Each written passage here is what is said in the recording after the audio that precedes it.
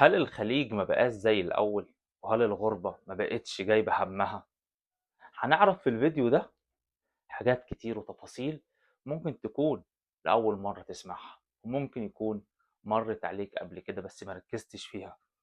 الحقيقة إنه الخليج والسفر والغربة ما بقتش زي الأول، وربما تكون بقت أحسن من الأول. طيب، الناس اللي بتقول الغربة ما بقتش زي الأول والخليج ما بقاش جايب همه، إيه اللي حصل خلى الناس دي تقول كده؟ الناس دي بتقول كده لأنه حاليا بقى في مليون حاجة تقدر تستنزف أو تقدر تصرف فيها جزء كبير من راتبك. زمان الخليج ما كانش منفتح وما كانش فيه كمية الترفيه اللي موجودة حاليا، لكن دلوقتي لو انت عايز سينما هتلاقي، عايز خروجات هتلاقي، مولات بالمئات هتلاقي. زمان كان الوضع اهدى من كده، فكانوا اهالينا بيجوا هم بيعملوا حاجة واحدة بس، ان هم بيشتغلوا وبيطلعوا على سكنهم يناموا وتاني يوم عندهم شغل، فما فيش عندهم اماكن للصرف. لكن دلوقتي بتلاقي بدل المطعم الاف المطاعم، كافيهات، قهاوي. يعني لو انت عايز تعيش جو مصر هتلاقيه موجود في الخليج، هتلاقي كل حاجة موجودة، سينمات زي ما قلنا. فحاليا بقى في ترفيه وفي اماكن للصرف على عكس زمان. فدي انا اعتقد ان دي الناس اللي هي بتقول ليه الخليج ما بقاش زي الاول. طيب، الخليج زي الاول لو انت جاي حاطط في دماغك حاجه معينه، حاطط في دماغك هدف، جاي عارف انت بتعمل ايه، حاطط بلان لنفسك وخطه، تمام، جاي في شغل، اكيد هتعمل. ما هو لو الناس اللي بتقول كده كلها والخليج كله والسفر عامة مش جايب همه، طب ما احنا قاعدين ليه؟ ما معنى ان انت قاعد ان انت لاقي حاجة افضل على الاقل حاليا من الموجودة عندك. صح ولا انا بتكلم كلام مش منطقي؟ تقريبا اقرب للمنطق يعني.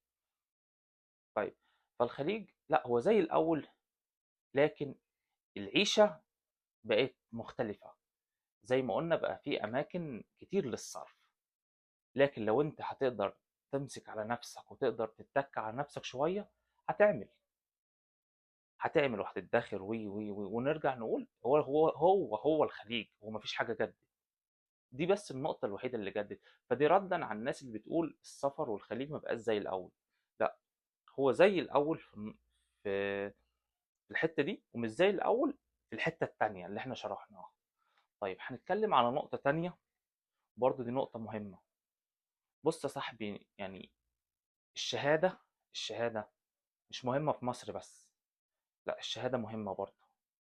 يعني جنب انك انت راجل تكون فني، او راجل تكون معاك صنعة، او راجل تكون بتفهم في حاجة معينة، او راجل عندك كارير معين، او عندك وظيفة معينة، او عندك خبرة في مكان معين، او عندك خبرة في عالية في حاجة كبيرة، لازم تبلور ده كله في شهادة.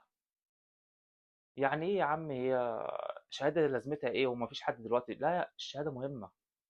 في اماكن ترقيتك بتبقى مرتبطة بالشهادة. لو انت تعليم متوسط مش هتعرف توصل لبوزيشن معين، فما تخليهمش يضحكوا عليك ويقول لك والله الشهادة مش مهمة، ده مصر بس بلد شهادات، او في مصر الشهادة مهمة لكن بره الشهادة مش مهمة. يا باشا، في كل مكان الشهادة مهمة، في كل مكان الشهادة مهمة. فما تقولش ان انا معايا صنعة فانا مش شغلاني. لا، طب ايه لما يبقى معاك صنعة وجنب منها شهادة؟ هتحتاجها، هيجي لك وقت وتحتاجها في شركات في الخليج. وانا هتكلم على السعوديه بالتحديد اللي انا عايش فيها. في اماكن بتطلب منك عشان الترقيه، تطلب منك انك تكون خريج بكالوريوس، معاك تعليم عالي مش متوسط. طب ليه تضيع من نفسك على نفسك فرصه؟ ما تكمل يا عم، تعالى هنا وانت مكمل تعليمك وانت معاك شهاده عليا، هتلاقي فرص اكتر، هتلاقي فرص اكبر. النقطه دي محدش يتكلم عنها، بس انا جاي لك النهارده بحاجات ممكن يكون غيري ما اتكلمش عنها، بس انا حابب ان انا اتكلم عنها عشان دي حاجات واجهتني انا شخصيا وفرقت.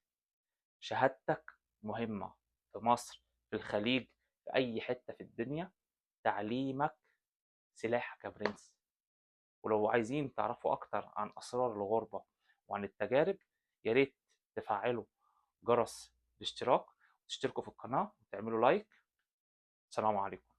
ما تنسوش الاشتراك في القناة لحد دلوقتي ما وصلتش للرقم اللي أنا حاطه في خيالي أو كنت بطمح له، يا ريت تساعدونا وعشان يوصل لكم كل ما هو جديد. ما تنسوش تشتركوا في القناة. السلام عليكم تاني مرة.